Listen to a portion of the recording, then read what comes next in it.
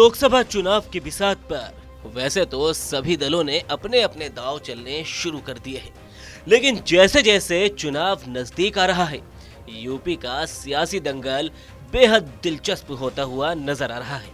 अब इस कड़ी में सबकी नजर बसपा सुप्रीमो मायावती पर जमी है, क्योंकि अकेले चुनाव लड़ने का ऐलान कर चुकी मायावती का दांव अब इंडिया खेमे को तनाव दे सकता है। दरअसल मायावती ने एकला चलो के रण में एम वाले फॉर्मूले से सपा कांग्रेस का खेल बिगाड़ने का इरादा जता दिया है, क्योंकि अभी तक घोषित किए 6 उम्मीदवारों में 5 मुस्लिम प्रत्याशी हैं। इनमें अमरोहा से मुजाहिद हुसैन, मुरादाबाद से इरफान सैफी, पीलीभीत से अनीस अहमद खां, सहारनपुर से माजिद अली और कन्नौज से अकील अहमद पट्टा को प्रत्याशी बनाया गया है। अमरोहा मुरादाबाद सरीखी सीटों पर इंडिया गठबंधन से भी मुस्लिम उम्मीदवार उतारने के ज्यादा आसार है। जाहिर है कि इन सीटों पर मुस्लिम वोटों के लिए ही जंग होगी और ये वो सीटें हैं जहां इंडिया गठबंधन को अपनी जीत की बहुत उम्मीदें हैं। 2014 के चुनाव में एक भी सीट न जीतने वाली मायावती ने 2019 में गठबंधन के साथ 10 सीटों पर नीला झंडा फहराया था। अब 2024 के चुनाव में बसपा की नजर करीब 13 मुस्लिम बहुल सीटों पर है। मायावती की मुरादाबाद मंडल पर तो खास नजर है।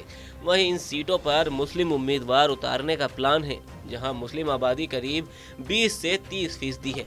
अब ऐसे में बसपा अगर मुस्लिम वोटों की सेंधमारी में सफल हो गई तो इसमें कोई दो राय नहीं है कि सपा कांग्रेस के लिए कठिन हो जाएगी डगर। इसका उदाहरण आजमगढ़ का उपचुनाव है।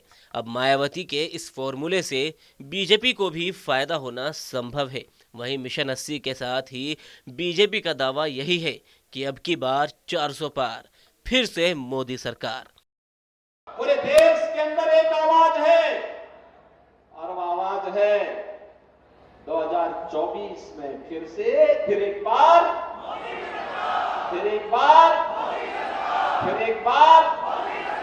मोदी सरकार का पूरे देश के अंदर एक आवाज आ रही है।